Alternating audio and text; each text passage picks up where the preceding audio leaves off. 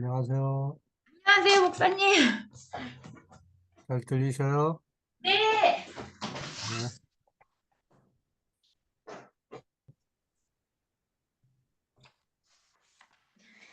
안녕하세요. 혜연 씨, 어서 오세요. 잘 계셨어요? 네. 음, 배경 좀 바꿔야지. 이게 왜 이러지?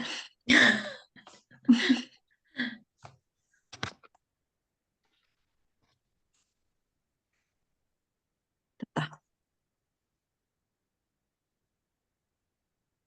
예. 독일은 계절이 어떻게 예, 되는 거야? 똑같아요. 한국이랑. 아, 진짜요? 봄, 여름, 가을, 겨울이에요? 그럼요. 나 한국만 사계절 있는 줄 알았네. 아, 아하, 이게 독일에 한번 와보셔야 되겠네. 세계 여행도 좀 다니시고 그래야지. 아, 네? 그러니까요. 돈의 노예라서.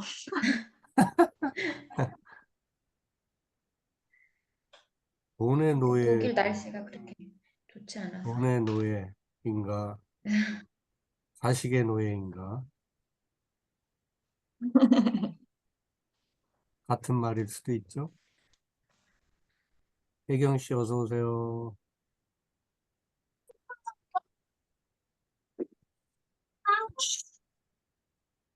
어서 오세요, 김혜경님. 안녕.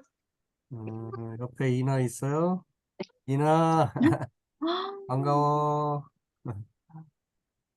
잠옷 입고 있어가지고.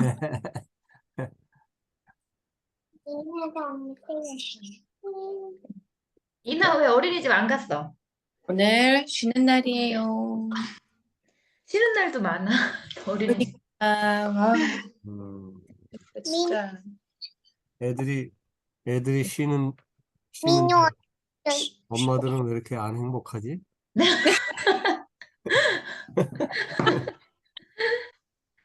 그러니까요.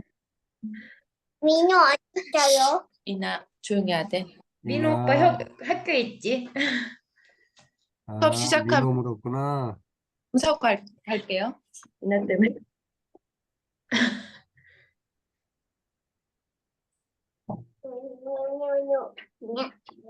보자, 다 들어온 것 같네, 보니까. 규선 씨는 오늘 못 들어오고,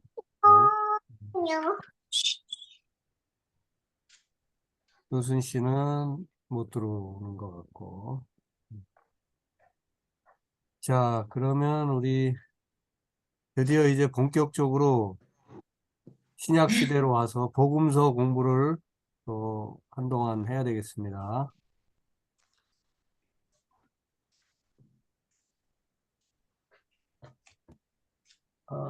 보자.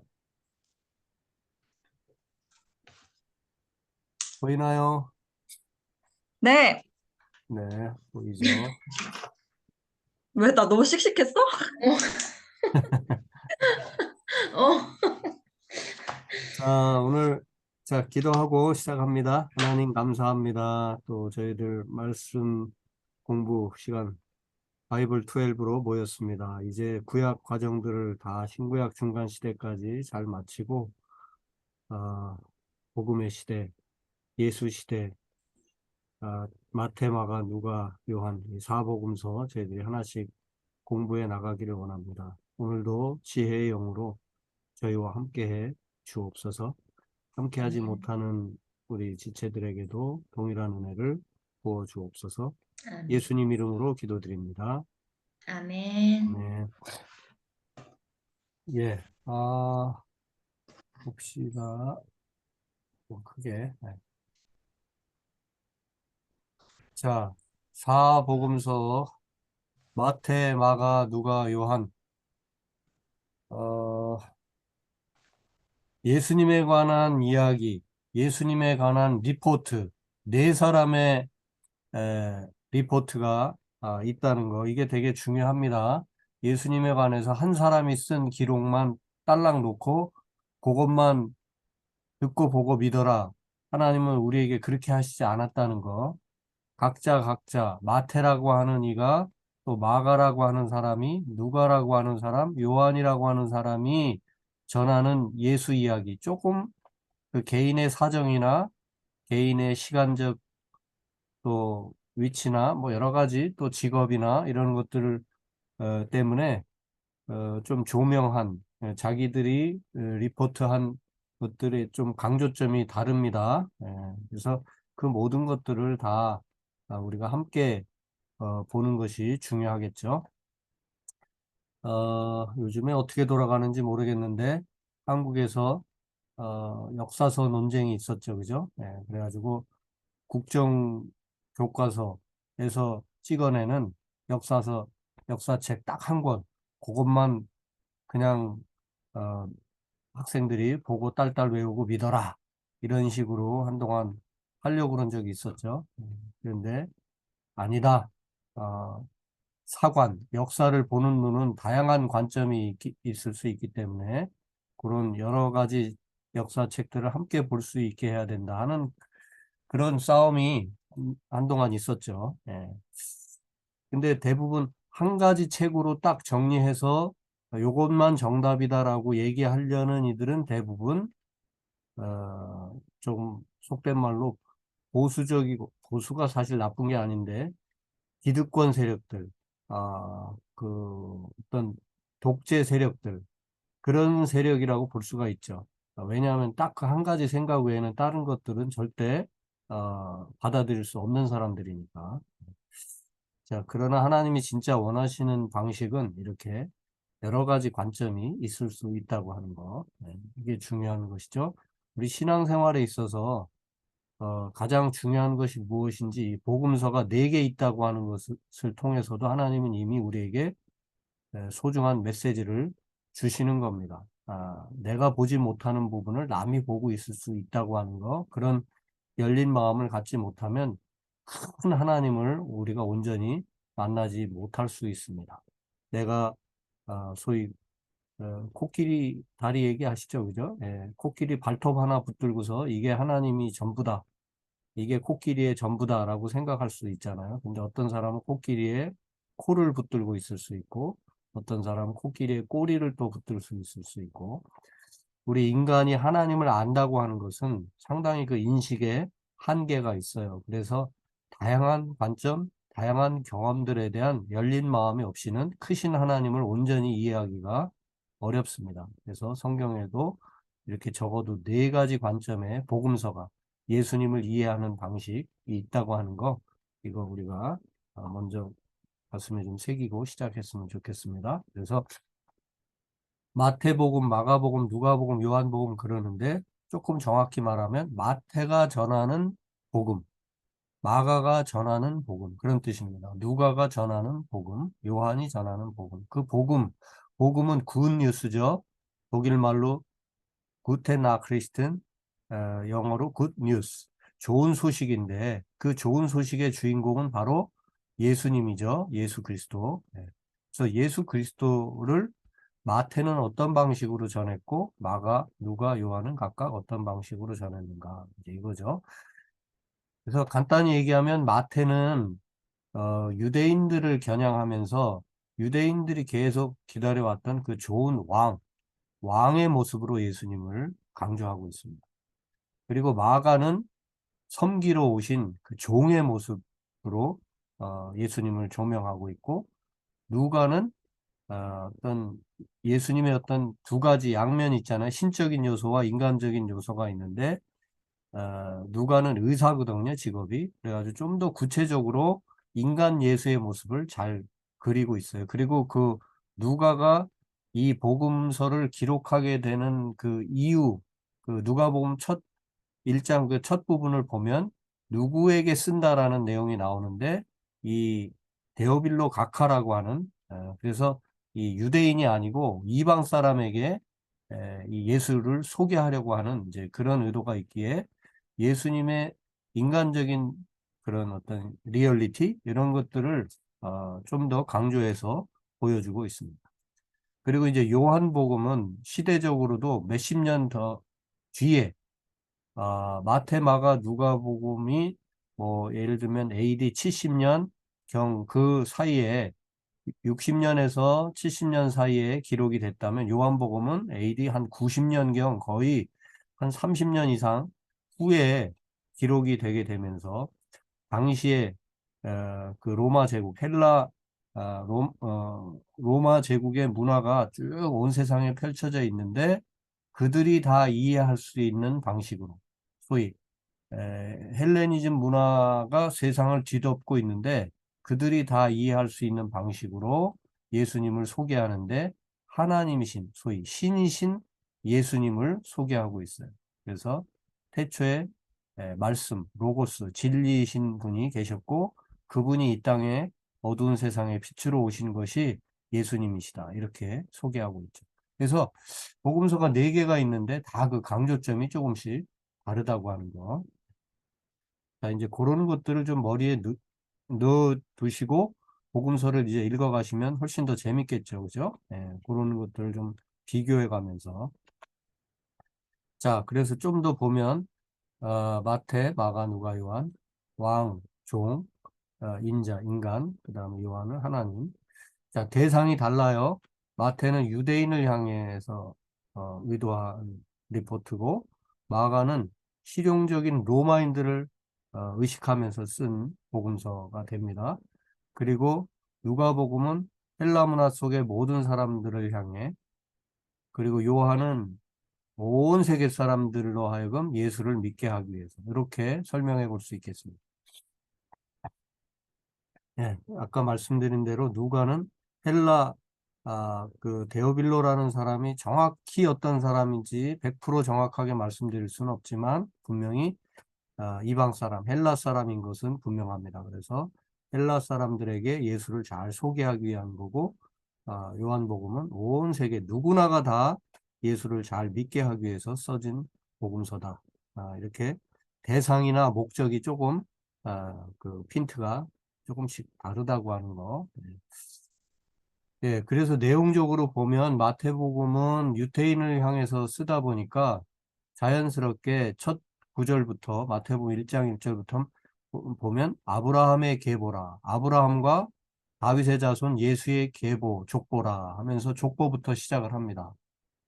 그리고 아브라함이 누구를 낳고 뭐 이렇게 아브라함부터 쭉 아래로 내려가면서 마침내 예수에까지 다윗의 자손 예수에까지 이르게 되는 족보로 시작하는 것이 마태복음이에요.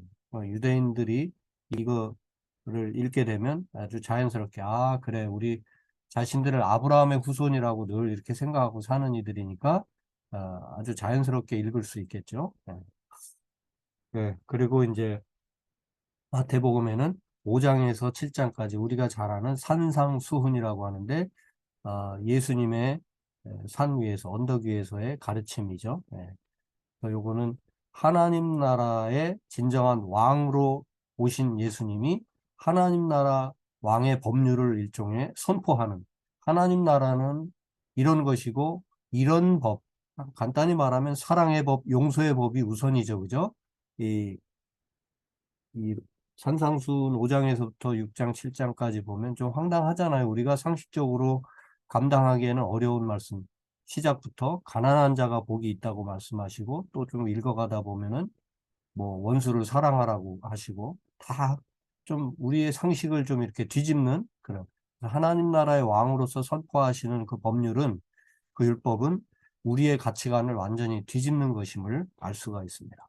자, 이런 것들이 이제 유대인들을 향해 주신 마태복음의 특징이고요. 그다음에 마가복음은 아예 예수님의 어린 시절이 없죠. 급하게 마가복음이 가장 먼저 기록된 복음서로 알려져 있어요.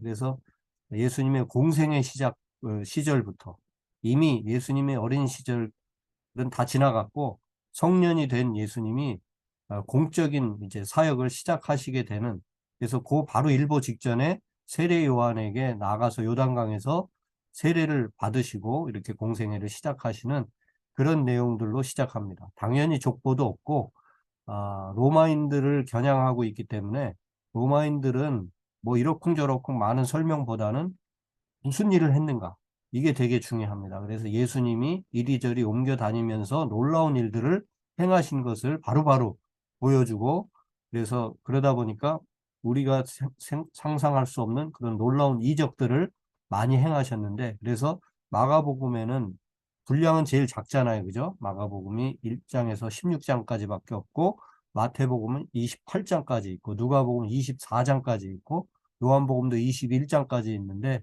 마가복음 16장까지밖에 없으니 분량이 제일 작은데도 불구하고 예수님의 어떤 기적, 놀라우신 어떤 행동하심, 이런 것들은 거의 다 빠짐없이 기록이 될 정도로, 그래서 예수님의 이적이 다수 기록되어 있는 책이 이 마가복음입니다.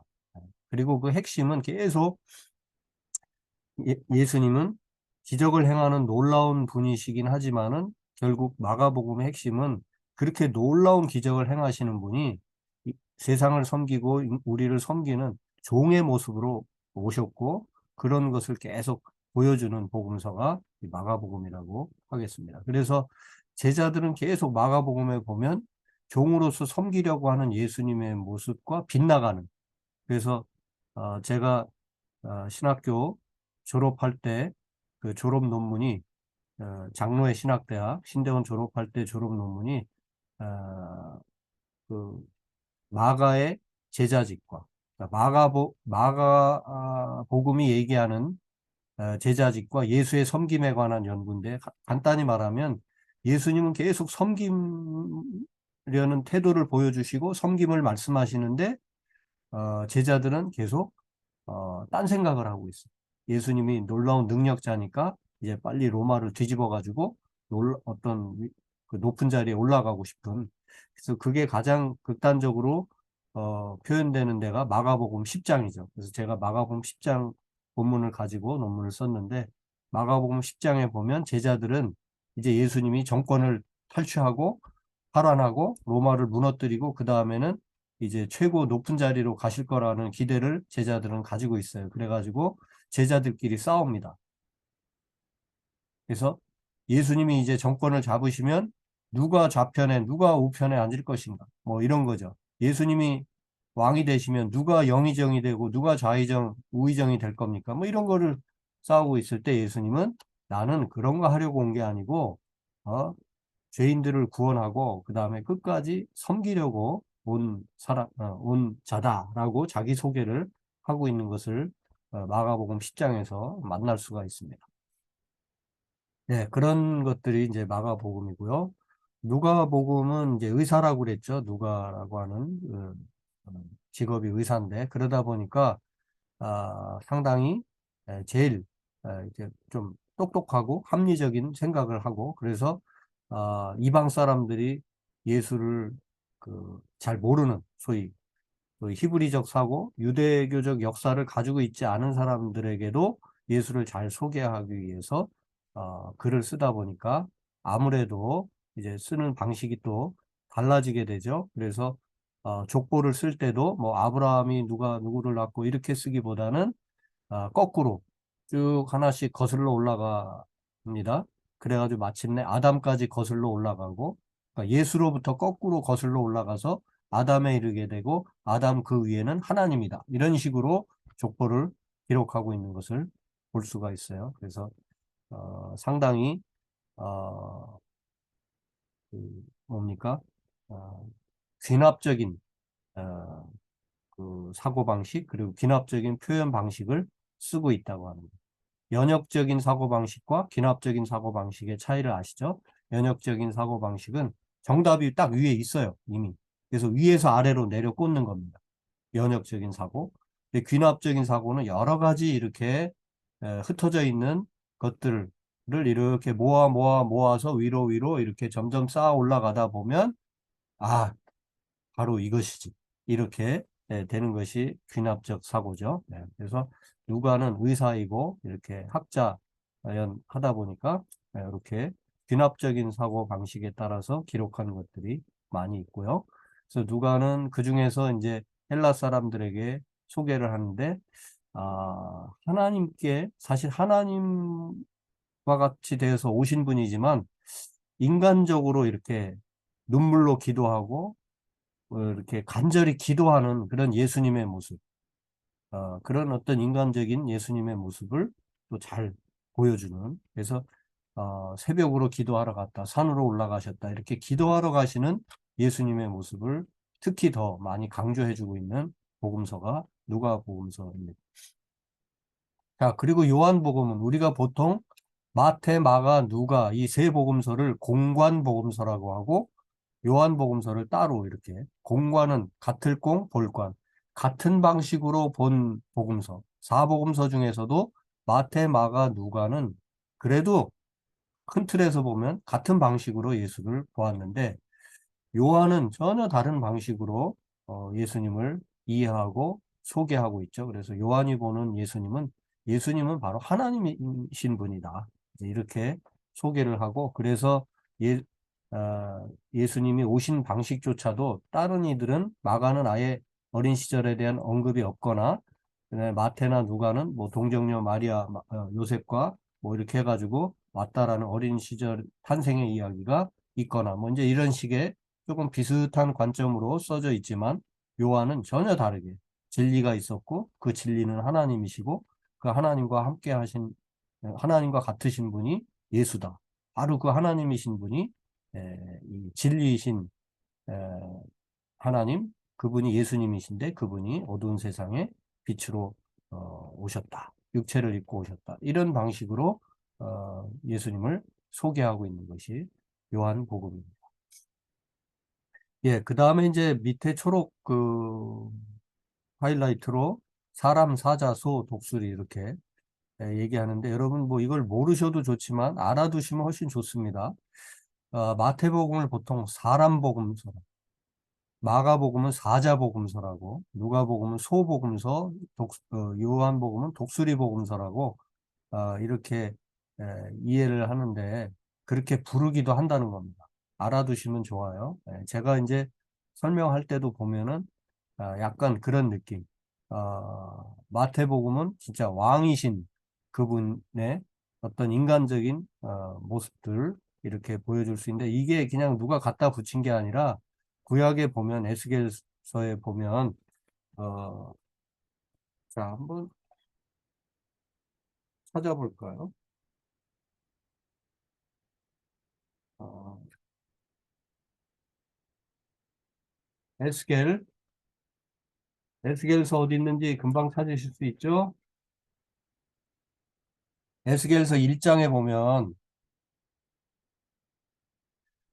이 에스겔이 이제 포로로 끌려갔잖아요. 그래서 어떤 환상을 하나님께서 장차 이렇게 구원하시고 베푸실 놀라운 그 구원의 은총, 회복의 이제 환상을 보게 되는데 네 생물의 형상이 나타나고 그 10절에 그 얼굴들의 모양은 넷의 앞은 사람의 얼굴이요, 넷의 오른쪽은 사자의 얼굴이요, 넷의 왼쪽은 소의 얼굴이요, 넷의 뒤는 독수리의 얼굴이니 하는 이 본문. 뭐 앞뒤로 좀 더 읽어야 이 생물에 대한 신비한 생물체를 그발강가에서 이제 에스겔이 환상을 보게 되는데 아주 신기하게 생겼어요. 이 측면마다 한쪽은 사람 모양, 한쪽은 사자 모양, 한쪽은 소 모양, 한쪽은 독수리 모양인데 바로 이것이 예수님을 네 가지 관점으로 사람의 모양을 좀 더 드러낸 또 사자 같은 예수님의 모습, 소가 그 기록되어 있는 그 모습, 어떤 형태 이런 것들을 보면 이렇게 알 수가 있는데 지금 여기서는 제가 길게 설명드리지 않고 간단히 마태는 사람복음, 마가는 사자복음, 이 에스겔서에 근거해서 누가는 소복음, 요한은 독수리복음. 외우기가 힘들면 사사소독 이렇게 첫 글자만 따서 사람으로부터 시작해서 사사소독, 사람복음, 사자복음, 소복음, 독수리복음 이 정도만 그냥 기억해 두시고 제가 복음서마다 설명을 드리면서 좀 자세히 설명을 드리겠습니다. 자, 여기 바로 나오죠. 에스겔 1장 10절에 요 지금 좀 전에 읽은 그 본문에 따르면 이렇게 묘사를 할 수 있다는 겁니다. 사람복음, 마태복음, 그 다음에 사자죠. 사자복음, 마가복음, 그 다음에 바로 옆으로 가서 소복음, 누가복음, 그 다음에 위에 독수리복음은 요한복음. 이런 이 전해져 내려오는 책이나 문헌에 보면 이런 그림들 에스겔서까지 참고하면서 이런 그림들까지 전해 내려옵니다. 자, 요거는 그냥 간단히 표를 보고 지나가시면 좋겠는데, 우리 신구약 중간시대 때 쭉 살피다가 막판에 헤롯 안티파터가 나오고, 그를 통해서 이제 헤롯 대왕과 그들의 자녀들 쭉 이렇게 이어지는데, 성경에 보면 헤롯이라는 왕이 여러 차례 등장을 해요. 그런데 그 헤롯이 어떤 때는 마태복음 2장에 나오는 것은 헤롯 대왕 얘기고, 또 중간에 읽다 보면 헤롯 아켈라오를 그냥 헤롯이라고만 해놓고, 또 헤롯 안티파스를 헤롯이라고만 해놓기도 하고, 뭐 빌립 2세를 또 헤롯이라고만 해놓은 경우들도 있기 때문에 이렇게 표를 만들어서 여러분들이 헷갈리지 않도록 이렇게 본 것인데, 이 족보를 뭐 외우고 있거나 샅샅이 따질 필요는 없고요. 헤롯이 나오면 이 헤롯이 어떤 헤롯인지를 한번 좀 확인할 필요는 있다. 그러면 이제 좀 더 분명하게 성경을 이해할 수 있죠. 안 그러면 헤롯이 나이가 안 맞거나 앞뒤가 안 맞거나 이렇게 생각할 수도 있는데, 헤롯이라고 하는 사람들이 헤롯 대왕인 경우도 있고, 또 그들의 자식들인 아켈라오나 안티파스나 빌립인 경우도 있고, 뭐 그 다음에 이제 또 헤롯자가 들어간 헤롯 아그리빠나 헤롯 아그리빠 또 2세 뭐 이런 자들이 사도행전에 또 등장하니까 헤롯 가문에 대한 표를 제가 간단히 소개를 해드렸어요. 네. 나중에 또 복음서에 보면 헤로디아도 또 등장하잖아요, 그죠? 네. 그의 딸 살로메까지. 바로 요 빌립과 헤롯 안티파스 어, 사이에 예, 문제죠. 예. 자, 그 부분은 또 나중에 기회가 되면 말씀드리겠고, 어쨌든 헤롯은 여럿이 있다. 성경에 나오는 헤롯이라는 왕은. 그리고 이 헤롯이 적어도 당대에 헤롯 대왕의 아들이 아켈라오, 안티파스, 필립, 적어도 이 세 사람 정도가 나눠서 다스렸거든요. 그러니까 헤롯 대왕이 다스리던 것을 이 자식들이 조금씩 나눠서 다스렸어요. 유대 지역. 자, 지금 여기 지도를 보시면 요게 갈릴리고, 그 다음에 그 요단강 따라서 쭉 내려가면 요게 사해, 소위 염해. 그래서 갈릴리와 요단강 따라 내려가서 사해. 자, 여기서 이제 요단강 서편 이쪽 지역을 가나안 지역이라고 하죠. 이제 대부분이 유대 땅이기 때문에 유대 지역이라고 하는데, 요 남쪽 지역을 주로 유대 지역이라고 하고요. 자, 그래서 간단히 여기 보면 여, 이 초록색으로 돼 있는 것의 남쪽 지역이 유대 지역이고, 그 중간 지역이 사마리아 지역, 그리고 이쪽 갈릴리 호수 지역의 좌편 지역이 갈릴리 지역. 자, 요 지도부터 먼저 볼까요? 자, 예수님 당시에 그 지역 이름은 아주 남쪽, 이 사해 지역의 완전 남쪽, 여기 이두메 지역이고, 그 다음에 이 보통 사해 지역의 서편 지역의 대부분 유대 지역이고, 그 다음에 그 위의 지역을 사마리아 지역, 그리고 이제 갈릴리 호수 있는 좌편 지역 대부분을 갈릴리 지역이라고 했어요. 그리고 이제 예수님이 뭐 베레아로 가셨다, 데가볼리로 가셨다 이런 표현들도 나오는데, 그거 먼저 잠깐 설명드리고 다시 거꾸로 갈게요. 네. 특히 이 데가볼리는 데카폴리스라는 그 헬라어, 데카는 열이라는 뜻이고 폴리스는 시티, 어, 뭐 혹은 네이션. 그래서 10개의 도시, 10개의 작은 도시로 구성된 어떤 동맹 지역입니다. 그러니까 헬라 문명이 아주 꽃피웠던 데카폴리스, 10개의 도시로 이루어진 동맹 지역인데, 여기는 로마 총독이 직접 다스렸습니다.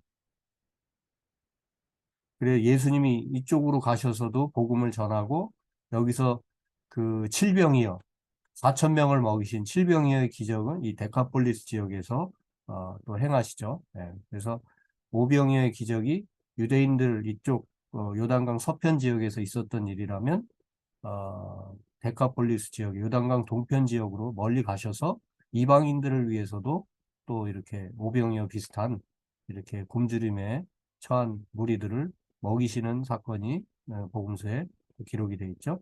예, 어쨌든 그래서 이쪽 요단 서편으로 다시 오면 유대 지역이 맨 남쪽 지역, 그리고 중간이 사마리아 지역, 갈릴리 지역 이렇게 되는데 이 유대 지역을 아까 보시면 이 유대 지역과 사마리아 지역을 헤롯 아켈라오가 분봉왕으로 다스렸죠. 그죠? 예. 로마가 온 세계를 지배하고 있는데 로마 총독들이 다 와서 직접 통치를 하기는 어려웠어요. 그래서 이렇게 그 지역에 속된 말로 유지들한테 맡겼던 거죠. 이 유대 지역의 유지는 헤롯 가문이 이제 맡았던 건데 헤롯 가문의 헤롯 아켈라오가 요 대부분의 지역을 다스렸는데 AD 6년까지 다스리고, 그러니까 예수님 어린 시절만 다스리고 그 뒤로는 어떻게 됐을까요? 그 뒤로는 이 유대와 사마리아 지역이 AD 6년까지는 헤롯 아켈라오가 다스렸는데 분봉왕으로서. 그런데 그 AD 7년부터는 로마 총독이 직접 다스린 거죠. 그래서 예수님 당시에 그 총독은 누구? 이름이 빌라도 총독이 바로 이 전체를 책임지고 있었던 로마의 어떤 직접 명령을 받고 와서 다스리는 그런 총독이 이쪽 지역을 다스렸어요. 그 나머지는 이제 조금 더 시간이 흘러가면서까지도 30 몇 년 이런 때까지도 헤롯 빌립 2세가 이쪽 지역을, 또 헤롯 안티파스가 이 베레아 지역과 갈릴리 지역을 한동안 다스린 것을 알 수가 있습니다. 그래서 예수님이 이렇게 왔다 갔다 하시다 보면 뭐 헤롯, 뭐 빌립, 뭐 이런 얘기가 나오고 로마 총독, 빌라도 이런 사람들의 이야기가 자연스럽게 막 섞여 나오는 게 이렇게 그 당시 지역을 다스리는 이들이 총독이 다스리는 지역도 있고 또 헤롯 왕들이 다스리던 지역도 있었다고 하는 거, 그걸 이해하면 이제 아 이게 지금 통치 구조가 어떻게 되는가? 왜 어디서는 빌라도가, 어디서는 왜 헤롯 왕이 또 최고 권력자인 것처럼 이렇게 등장하는가? 이런 것들이 좀 이해를 쉽게 할 수 있겠죠. 네, 어, 보시면 여기 지도에서 뭐 나중에 또 뭐 말씀드릴 수 있겠지만 가장 북쪽 지역에 그 헤르몬산, 헐몬산이라고 성경에 나오는 이 헐몬산이 아주 그 지대가 해발 높은 산인데 여기서부터 물길이 흘러가지고 갈릴리 호수로 들어오게 되고 갈릴리 바다로, 그리고 그것이 요단강물을 따라서 계속 흘러내려가서 사해에 머물게 되죠. 예. 그래서 이 헤르몬산은 구약 성경에도 나오죠. 시편에 보면 헐몬산의 이슬처럼 그 믿음의 형제 자매들이 함께 동거하는 것이 얼마나 아름다운가 하는 것들을 묘사하면서 헤르몬산의 이슬을 또 언급하기도 하고요. 네. 자, 이 지도를 참고로 보시고 페니키아는 이 북쪽 해안 지역, 여기 철기 문화가 발달했던 그런 지역입니다. 자, 대충 그냥 이렇게 그림처럼 보시고, 예, 이제 마태복음 살펴봅니다. 마태복음을 한마디로 말하면 우리가 기다리던 메시아가 오셨다. 하나님 나라의 왕이 오셨다. 뭐 이렇게 보시면 되겠습니다. 그래서 마태복음은 한마디로 침묵을 깨트리는 책입니다. 400여 년간의 신구약 중간시대 우리가 공부했죠. 그죠? 네. 신구약 중간시대를 포함해서 사실은 거의 600여 년 동안 다윗의 집에 아무도 유대 왕자에 앉지 못했죠. 네. 자, BC 587년경에 바벨론 포로로 끌려가잖아요. 그죠? 네.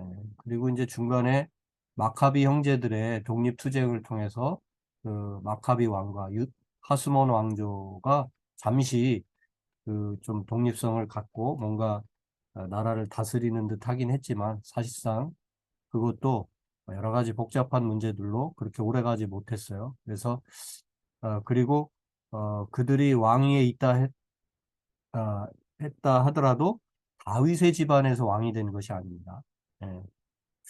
그래서 다윗의 집안에서는 600년 동안 유대 왕자에 아무도 앉지 못했다가 드디어 이제 침묵이 깨뜨려지고 다윗의 집안에서 왕 되신 그분, 사실상 우리가 생각하는 그런 왕은 아니시지만 어쨌든 이 다윗의 가문에서 이제 메시아가 오심이 선포되는 것. 이것이 마태복음의 핵심 메시지입니다.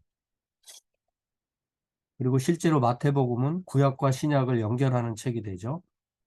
구약의 39권 책이 끝나고 딱 다음 장을 펼치면 바로 시작되는 책이 마태복음이니까요. 네, 그래서 구약과 신약을 연결하는 책이기도 하고 숫자로 보면 40번째 책이죠. 그죠? 그래서 유대인을 시험하는 책이기도 하고 구약과 신약을 연결하는 그런 책으로서 이 마태복음 15장 24절에 있는 말씀처럼 이스라엘 집에 잃어버린 양 외에는 다른 데로 보내심을 받지 아니하였노라. 예수님이 이렇게 유대인들, 이스라엘 사람들을 먼저 구원하기 위해서 그 무엇보다도 이 유대 족속에 관심이 많다고 하는 것을 강조하고 있는 게 마태복음입니다.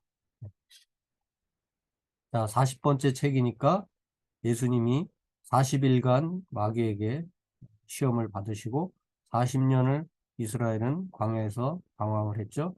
그래서 이 40이라는 숫자는 이렇게 시험, 광야, 훈련 이런 의미도 여기에 담겨 있습니다. 네.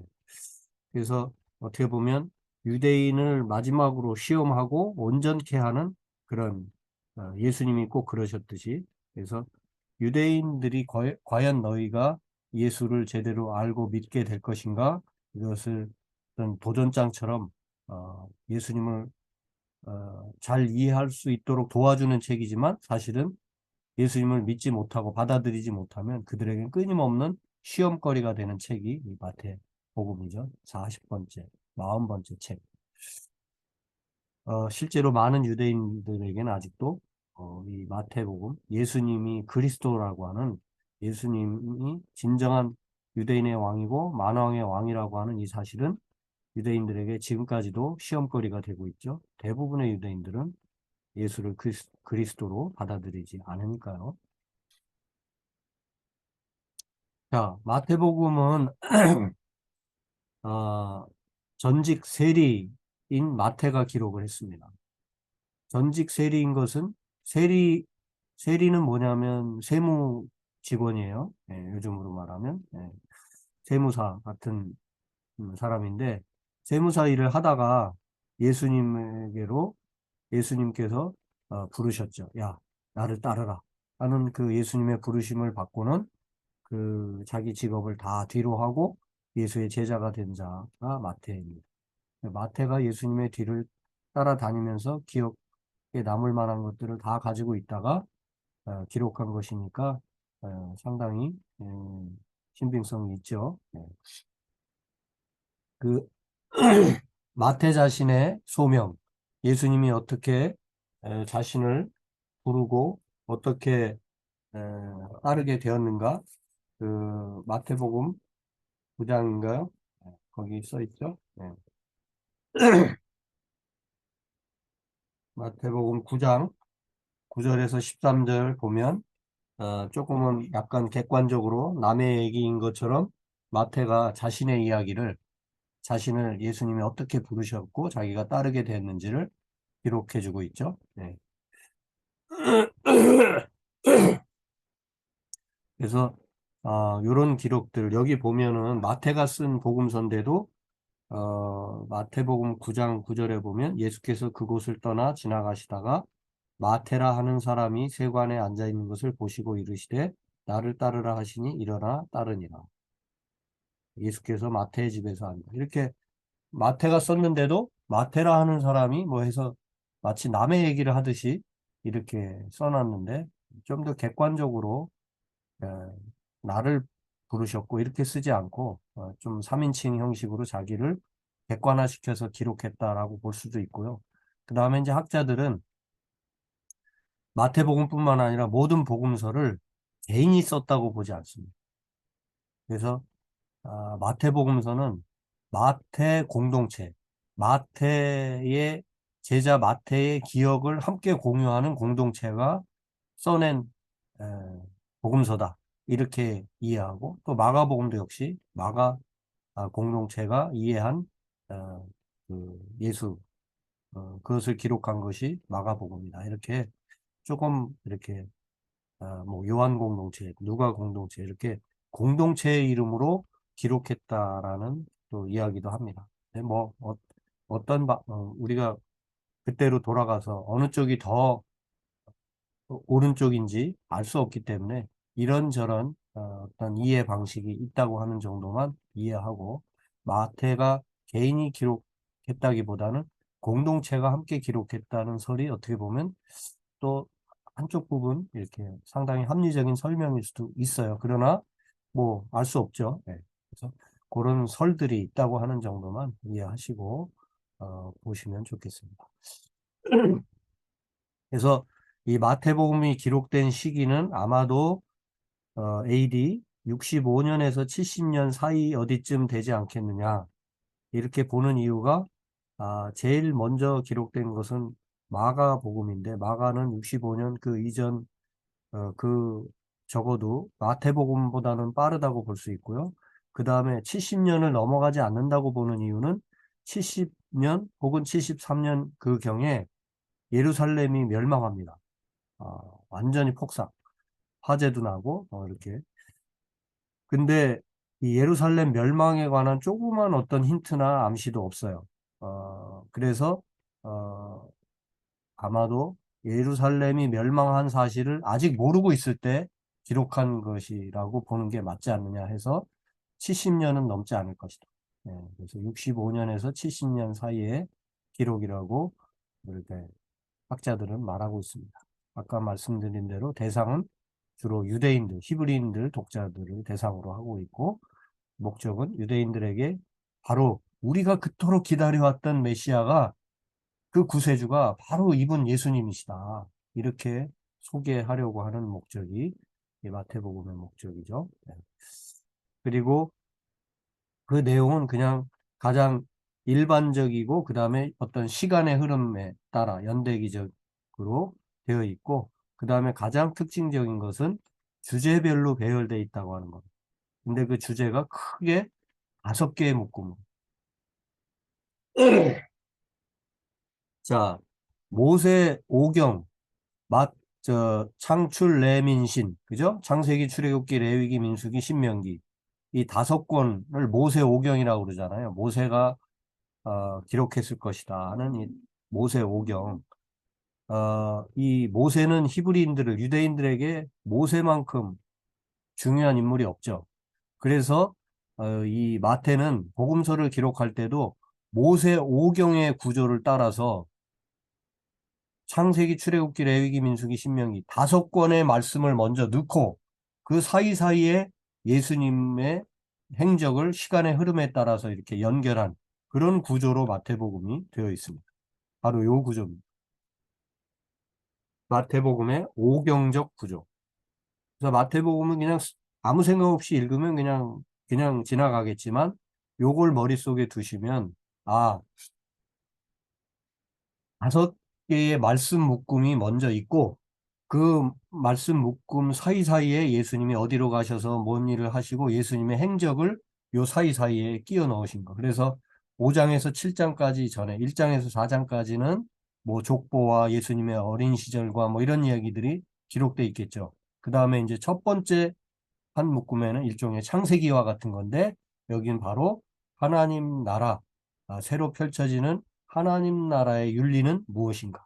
이게 이제 산상수훈에서 펼쳐지죠.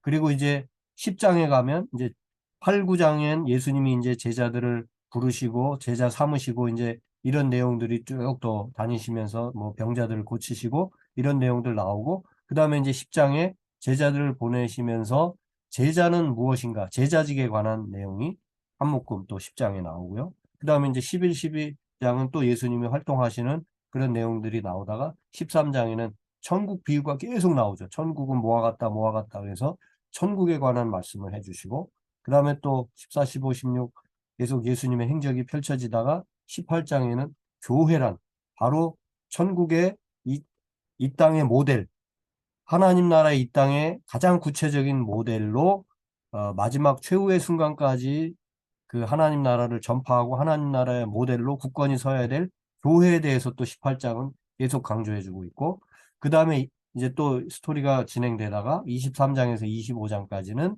종말 마지막 때에 관한 말씀을 해주시고 있죠. 예, 이렇게 하나님 나라의 윤리, 하나님 나라의 제자는 어떻게 살아야 되는 제자직, 조금씩 계속 그래서 그 그런데 그 하나님 나라라고 하는 것이 무엇인지를 다양한 방식으로 다시 한번 설명해 주시고, 그 하나님 나라의 모델로서의 이 땅의 모델로서의 교회, 그리고 마지막 때까지 교회여 든든히 서라 하는 말씀, 이런 구조로 되어 있는 거죠. 자, 요것을 한번 머릿속에 감안하시고 다시 나중에 마태복음을 이미 읽어보신 분들이 있겠지만 이제 다시 읽으실 때도 이런 생각을 가지시고 한번 읽어보시면, 아, 이렇게 다섯 묶음의 말씀이 있고 사이사이에 히스토리가 엮여 있구나 하는 것을 확인하실 수가 있습니다. 네. 자, 마태복음 특징, 마태복음은 사람 복음이라고 그랬죠? 왕으로 오시는 예수님.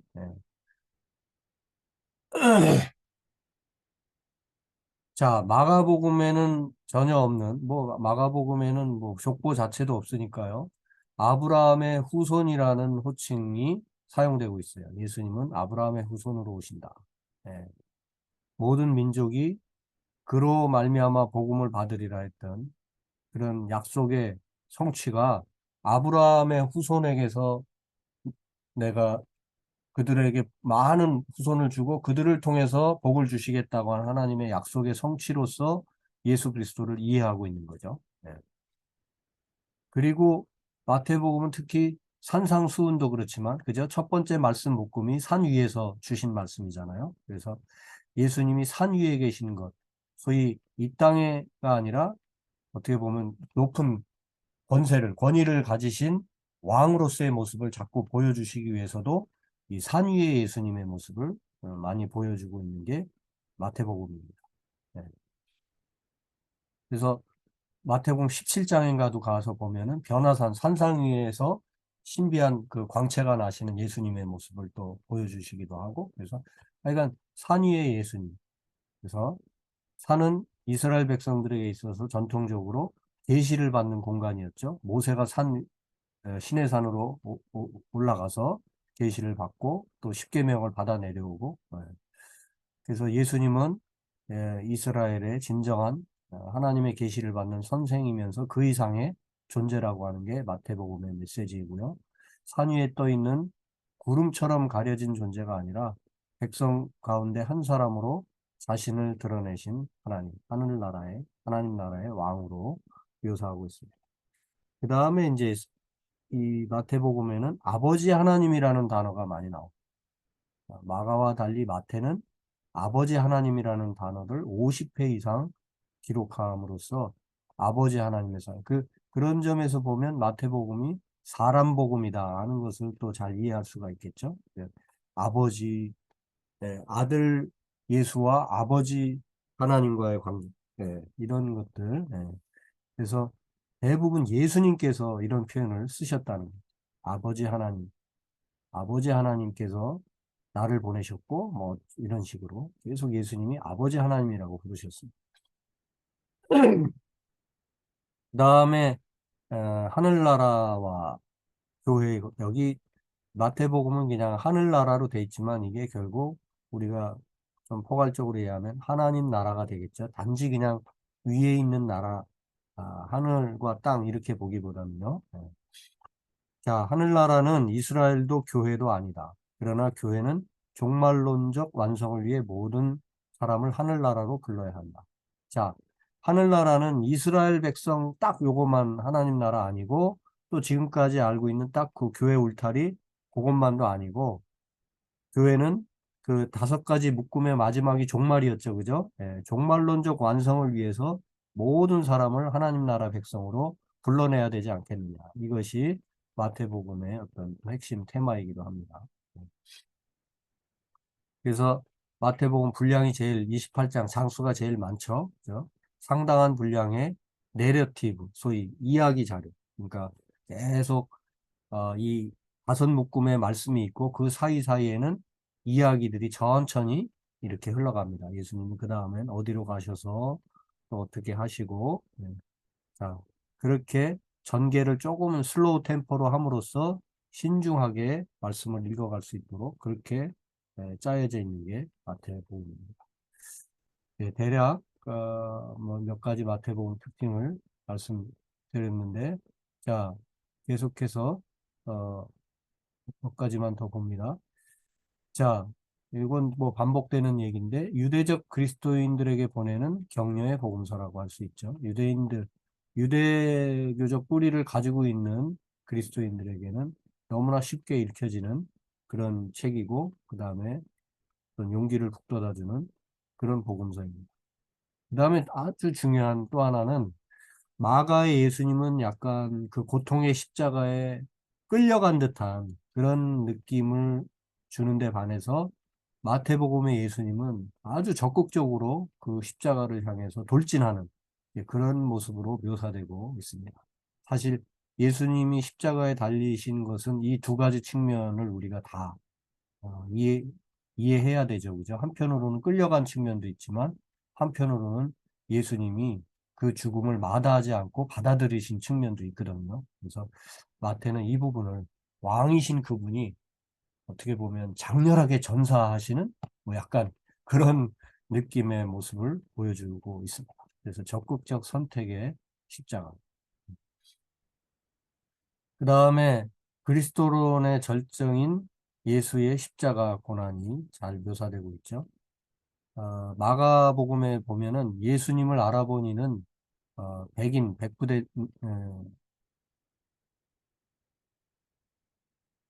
백부장, 백인 그 백부장뿐이었지만 마태복음에서는 모든 이들이 어떤 일이 일어나는지를 보고 두려움에 휩싸여 예수가 참으로 하나님의 아들인 것을 고백하죠. 마태복음 28장에 가보면 27장, 28장에 보면 그 예수님이 죽으시고 그 다음에 온 천지가 흔들리고 모든 이들이 막 두려워 떨게 된다고 하는 이제 이런 대목이 있는데 마가는 몇몇 사람들, 백부장과 몇몇 사람들만이 저희가 참 저 예수가 진정 하나님의 아들이었도다. 뭐 이런 식의 고백을 합니다. 그래서 마가에서는 소수가 예수를 알아볼 뿐이고 마태에서는 많은 이들이 두려움에 휩싸여 하나님의 아들이라고 고백하는 식으로 이렇게 좀 차이가 있죠. 네.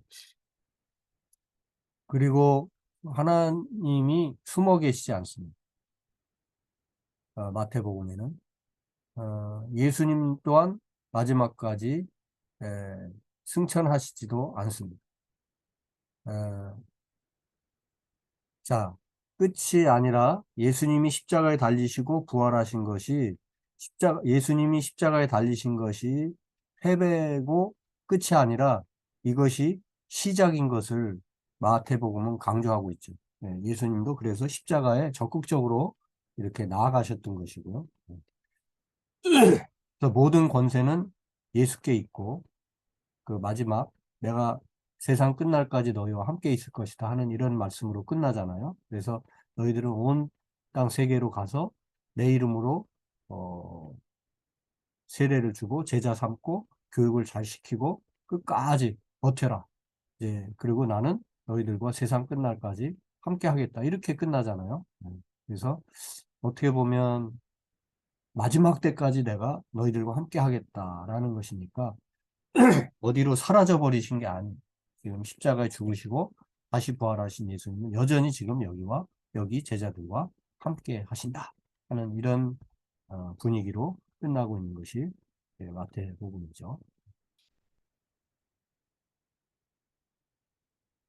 자, 마태복음 구조는 크게 보면 1장에서 2장까지는 기다리던 왕이 오셨다. 그리고 이제 3장에서부터 16장까지는 왕국이 선포되고, 그런데 16장에서 20장까지 왕이 세상으로부터 거절당하죠. 그리고 이제 21장부터는 왕의 승리. 근데 그 승리 안엔 뭐가 들어있어요? 우리가 생각하는 그 처절한 패배로 여기는 십자가가 여기 한복판에 있죠. 왕의 승리. 마태복음은 십자가를 패배로 생각하지 않는 거예요. 마태는 바로 그것은 예수의 승리, 하나님의 승리라고 보는 겁니다. 자, 왕의 복음서라는 관점에서 마태복음을 이렇게, 마태복음에서 예수님을 어떻게 묘사하고 있는지. 그래서 왕의 무엇, 왕의 이름, 왕의 지위, 뭐 왕의 선포 이런 관점으로 그 본문을 이해하면 아주 제대로죠. 그래서 그런 쪽으로 한번 모아봤습니다. 왕의 이름, 그 이름은 임마누엘이라. 늘 너와 함께, 우리와 함께 한다 하는 뜻이죠. 그죠? 지금 여기에 함께 하신다는. 그 다음에 이 왕의 지위.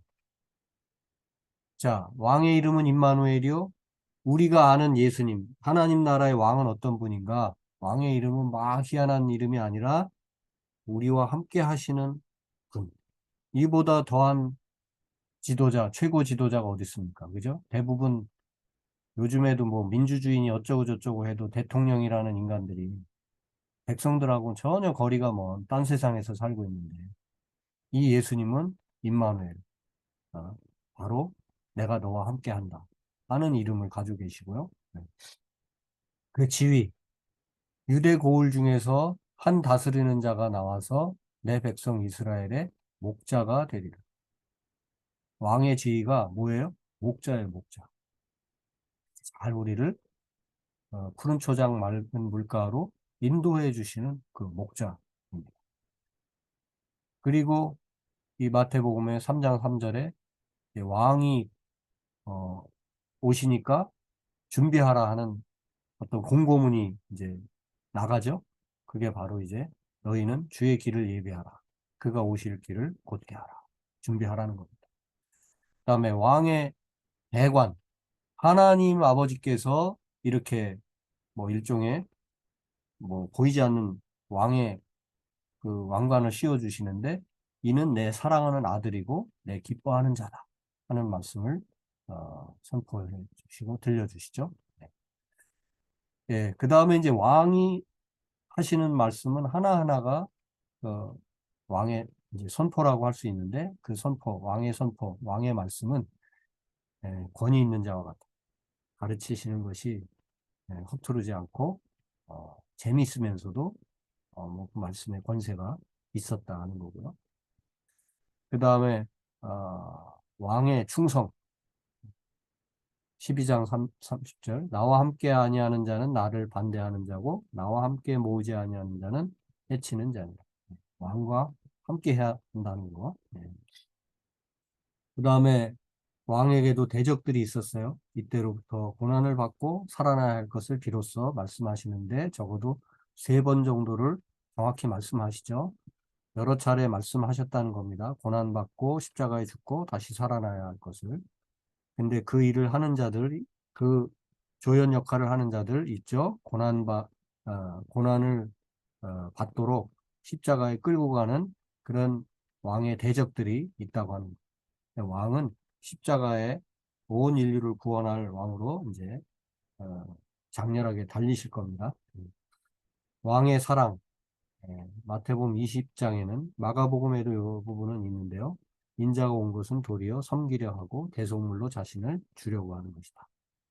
그래서 왕의 이름부터 지위, 공고, 대관, 그 다음에 왕의 사랑까지, 그리고 왕의 영광, 인자가 자기 영광으로 올 때 임금이 그 오른편에 결국 왕이 돌아가시는 것 같지만 그러나 마침내 다시 오셔서 놀라운 역사를 이루신다. 자기 영광으로 오실 때가 있다. 그 영광이 있기까지 왕이 희생하게 될 것이다. 왕의 희생이 있고요. 십자가에 달리신 거죠. 그리고 마침내 다시 살아나심으로 왕의 최후 승리가 있습니다.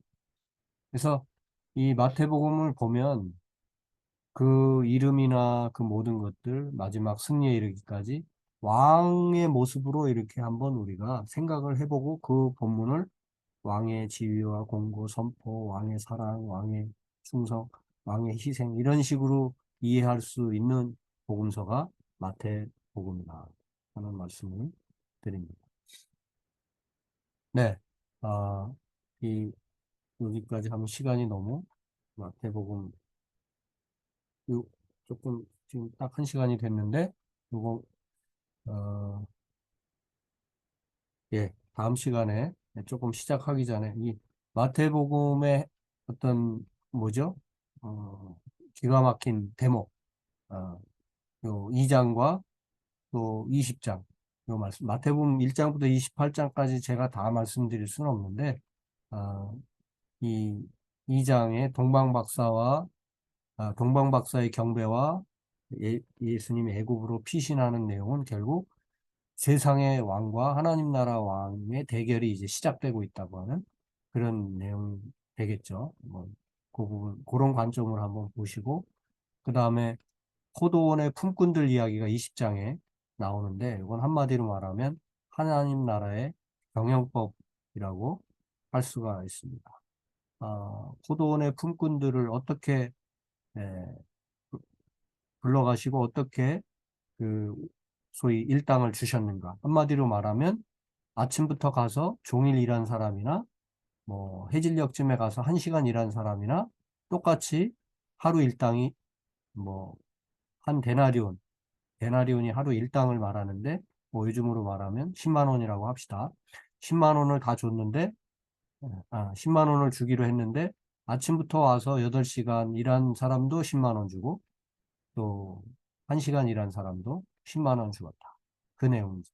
그런데 아침부터 일한 사람들이 와서 왜 우리는 이렇게 차별 대우를 하느냐 할 때 너희들도 원래 10만 원 받기로 돼 있지 않았느냐? 너희들 거 받았으니까 나는 공평하다. 그러나 이제 1시간만 일하고도 10만 원 준 사람들은 결국 이 주인의 사랑인 거죠. 그죠? 일하기 힘들어서 하루 종일 발 동동 구르면서 일자리를 찾다가 겨우 일자리를 얻어서 와서 1시간 일했을 뿐인데 어떻게 보면 마음 졸인 시간으로는 이 사람들은 8시간 일한 게 아니라 80시간을 일했을 수도 있어요. 그죠? 7시간 추위에 그 길거리에서 떨면서 누가 나를 빨리 데려가서 일을 할 수 있어야 내가 가족들 먹여 살리고 우리 오늘 은영 씨 돈이 웬수다 아니 돈 그런 표현은 아닌데 어쨌든 돈 얘기를 했었죠. 그죠? 예. 하여튼 그런 그 소위 먹고 살기 위해서 너무나 힘든 백성들을 이해하는 그 주인의 마음. 그래서 8시간 일한 사람이나 1시간 일한 사람에게 똑같이 그 하루 일당을 주시는 그 주인이 바로 하나님이 그 주인과 같다고 하는 이런 비유, 예수님의 비유. 이것이 하나님 나라를 제대로 보여주는 이야기다. 이렇게 생각을 하고 그걸 잠깐 나누려고 했던 겁니다. 이런 이야기들이 이제 마태복음에 기록되어 있는 겁니다. 예, 막 서둘러서 하려니까 뭐 말이 꼬입니다만 어쨌든 자 여기까지 마태복음 간단히 복음서 전체와 마태복음까지 살펴보았습니다. 혹시 뭐 하실 말씀이나 질문 오늘 자 마이크를 켜시고 한 말씀씩 하고 우리 마칩시다. 권순아님은 또 바쁘게 벌써 나갔나 보네요. 아, 아까 일하러 가야 된다고. 맞아요, 맞아요. 그래서 네. 우리가 지금 시간을 9시 반에서 10시 반, 한국 시간은 5시 반에서 아니, 4시 반에서 5시 반인가요? 네. 네.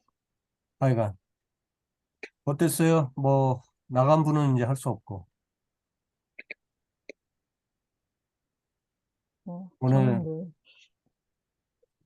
예? 늘 반성의 시간일 뿐이에요. 반성의 시간? 네. 왜요? 사실 요즘에 성경을 전혀 못 읽었거든요. 아, 제가 이직을 하는 바람에 무슨 교육을 받고 있는데 그거를 한 어, 달 내내 받고 있거든요. 토요일, 일요일은 아예 또 오프라인으로 만나기도 하고 막 이래서 어. 그래서 제가 돈의 노예가 된다고 요즘에 그, 그래서 좋은 직장으로 성경 옮기신 거죠? 좋은 직장 그냥 먹고 살려니까 지금 기존에 하던 것보다 조금 더 나은 편인데 조금 노력을 더 많이 해야 돼서 아요. 아유, 대단하십니다. 어쨌든, 남편이 벌어오는 거로만 살지 않고, 나도 일해가지고 가정을 꾸려가는 거 아니에요? 네, 부럽습니다. 여자도 뒷돈이 필요하더라고요. 야, 뒷주머니를 차야 돼요.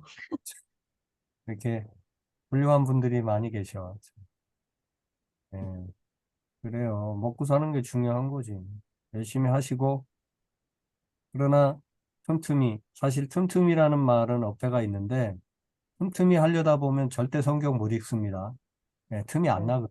살다 보면. 그래서 네, 맞아요. 그냥 무조건 읽어야 돼. 그냥 무조건 눈을 뜨거나 아니면 뭐 하여간 내가 어떤 그 약속을 나 스스로에게 시간을 걸어놓고 그냥 읽어야지. 안 그러면 틈나서는 절대 못 합니다. 예, 도전 받은 대로 한번 당장 오늘부터 시도를 해보세요. 단 한 장이라도 마태복음. 네, 지나간 거 너무 연연하지 마시고 오늘 마태복음 문제 공부했으니까 마태복음 바로 시작하세요. 네, 알겠습니다. 작심삼일 제가 말씀드렸죠. 우리 인간은 연약해요. 그런데 작심삼일 3일마다 한 번씩 결심하면 돼. 예? 하루 이틀 지나면 또 깨지는 게 우리인데 3일에 한 번씩만 계속 결심하면 꾸준히 이렇게 해나갈 수 있습니다. 예. 네, 늘 혜경 씨 어때? 감사합니다. 어땠어요? 네, 오늘 말씀도 모두 유익했는데 특히 뭐 모든 민족이 그로 말미암아 복음을 받으리라는 약속의 성취 이 부분이 좀 소름 돋았어요. 음, 지금 복음이 많이 퍼지고 있잖아요. 온 세계 그리스도교가 다 전파되고 있는데 이게 이렇게 성취되고 있다는 것 자체가 좀 소름 돋았고 어, 좋았습니다. 꼭 마무리를 이렇게 네. 못해요. 아, 마무리 좋았는데 뭐. 아, 너무 기가 막힌데. 그래요. 우리 뭐 복음서 공부를 조금 더 해나가다 보면 이제 오늘은 마태복음만 슬쩍 살폈는데 마가, 누가, 요한을 이렇게 입체적으로 더 살펴보면서 재미를 더 볼 수가 있고 실제로 그 재미는 이제 여러분들이 보셔야 돼요.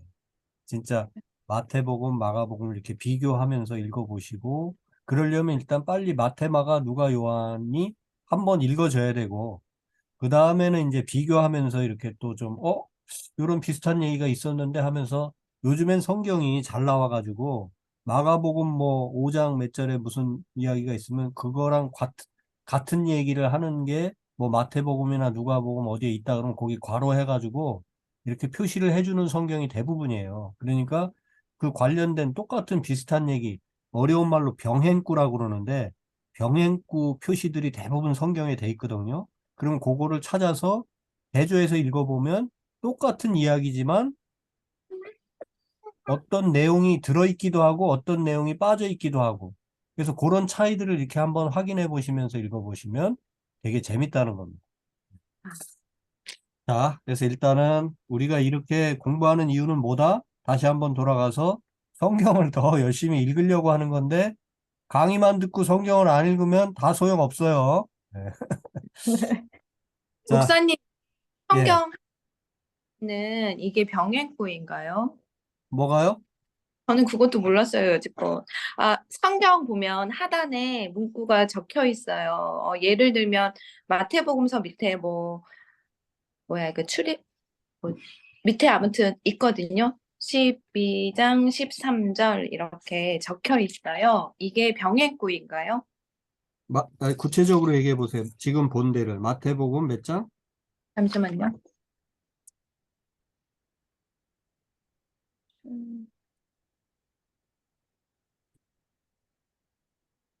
지금 누가 병행구가 그 병행구가 아니고 아래쪽에 돼 있는 거는 네. 그 구약에서 그런 비슷한 구약에 인용된 본문, 신약에서 인용.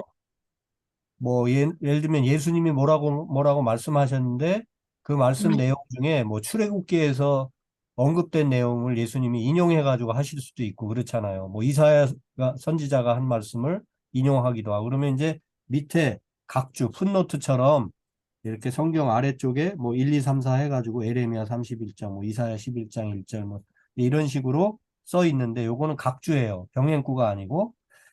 그런데 병행구는 뭐냐면 한번 혹시 찾아보실래? 당장 마태복음 하면 마태복음 네. 1장 펴보세요.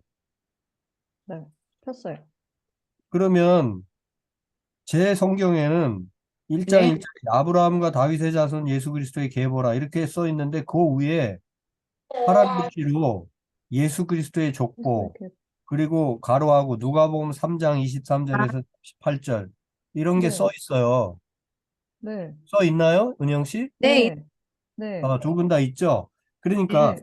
원래 성경에는 파란 글씨로 돼 있는 예수 그리스도의 족보 가로하고 누가복음 3장 이거 없어요. 원래 성경에는 그냥 아브라함과 다윗의 자손 예수 그리스도의 계보라 어, 이게 원래 성경인데 이 네. 성경을 이제 소위 출판하면서 출판사에서 이해하기 쉽도록 파란 글씨로 그렇게 제목도 붙여주고 소제목을 붙여주고 관련 성경구까지 넣어준 거예요. 바로 여기 누가복음 3장 23절에서 38절이 이런 같은 족보 얘기를 하고 있는 병행구 같은 얘기를 하고 있는 그런데 자 여기는 아브라함과 다윗의 자손이 그리스도의 계보라 아브라함이 이삭을 낳고 이삭이 누구를 낳고 이렇게 시작하잖아요. 그 병행구 네. 누가복음 3장 23절을 한번 가보세요. 누가복음 3장 펼치셨어요? 끝나, 끝나잖아. 누가복음 3장 23절 보면 여기가 족보가 또 나오잖아요. 근데 아까 제가 말씀드린 것처럼 마태복음 족보는 아브라함에서부터 시작해서 예수까지 쭉 내려온다고 그랬잖아요.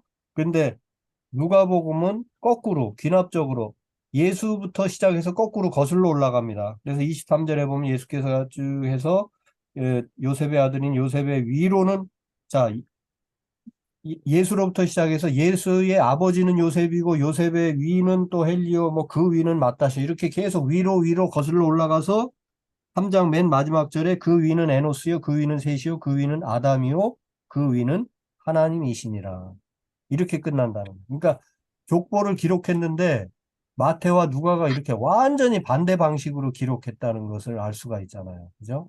그래서 이렇게 비슷한 얘기를 하고 있지만 하고 있는 거를 병행구라고 하고 이 복음서 사복음서를 읽으실 때는 이 병행구를 찾아 읽는 재미를 보셔야 돼요. 그 위에 이제 계속 읽다 보면 이렇게 관련 성구 병행구들이 나오잖아요. 마태복음 읽다 보면 그렇게 지금 당장 그렇게 마태복음에만 나오는 얘기는 바로 안에 다른 성경 구절이 없고 다른 성경에도 다른 복음서에도 있는 거는 반드시 가로하고 뭐 마가복음 몇 장 몇 절에도 있다. 요한복음 몇 장 몇 절에도 있다. 이렇게 표현돼 있으니까 표시돼 있으니까 그거를 한번 확인하면서 읽어보시면 훨씬 재밌다는 겁니다. 아시겠죠? 네, 네, 네. 감사합니다. 네. 자, 그러면 우리 2주 후에 다시 또 만나기로 하고 2주 후에 괜찮나요? 한번 확인해 볼까요? 지금 오늘이 네네네. 5월 12일, 5월 26일 괜찮습니까? 네, 네. 그럼 5월 26일에 또 뵈어요. 네. 기도하고 네. 마칩니다. 하나님 감사합니다. 오늘 복음서 처음 시작했습니다. 또 마태복음도 잠깐 살펴보았습니다. 이 모든 것들이 하나님이 이루신 역사, 그리고 그것을 성령의 감동으로 마태, 마가, 누가, 요한, 이 네 사람이 각자 자기 형편에서 기록한 것들이 얼마나 절묘하게 예수님의 모습을 부분 부분 보여주지만 그 모든 것들이 합하여 통체적으로 예수님을 온전히 이해할 수 있도록 돕는 것인지 저희들이 이렇게 배울 수 있게 하심을 감사합니다. 이제 말씀 읽어가면서 구체적으로 확인하기를 원합니다. 마태복음부터 차근차근 또 읽어나갈 때 지혜의 성령께서 저희와 함께 해주심으로 깨닫는 재미가 있게 해주시고 말씀이 꿀송이같이 달게 느껴지는 축복이 우리의 것이 되게 하여 주옵소서. 2주간 후에 또 다시 만납니다. 그간에도 주님 저희와 함께 해주시고 건강으로 지켜주시고 각 가정마다 또 하나님 평안하게 해주시고 일용할 양식으로 채워주시고 또 일하는 일터에서 여러 가지 힘들고 답답할 때도 하나님 위로해 주시고 축복해 주시고 격려해 주심으로 날마다 주님 주시는 새 힘으로 매일매일을 살아가는 우리 지체들 다 되게 하여 주옵소서. 감사하고 우리 구주 예수 그리스도의 이름으로 기도드립니다. 네. 엄마, 네, 감사합니다. 수고하셨습니다. 감사합니다. 네, 잘 보내시고요. 네, 종료하겠습니다. 드디어 끝났네. 그쵸?